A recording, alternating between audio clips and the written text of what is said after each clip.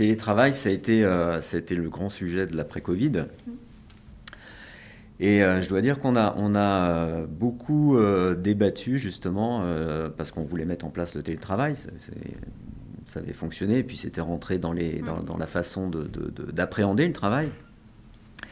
Et alors ça a été des débats assez intéressants avec les managers et puis aussi avec les représentants du personnel parce que chacun essayait de trouver la bonne formule avec des règles.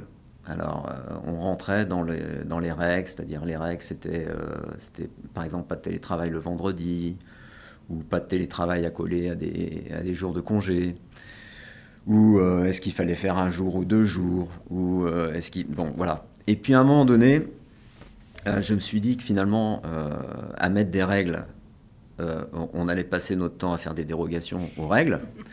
Et donc, très vite, on a mis en place le télétravail jusqu'à 2 jours par semaine. Mais surtout, moi, mon point, c'est que ces 2 jours de télétravail, c'est ni un droit ni une obligation, c'est quelque chose qui se discute avec les managers. Voilà. Chaque manager, il est libre de s'organiser comme il veut.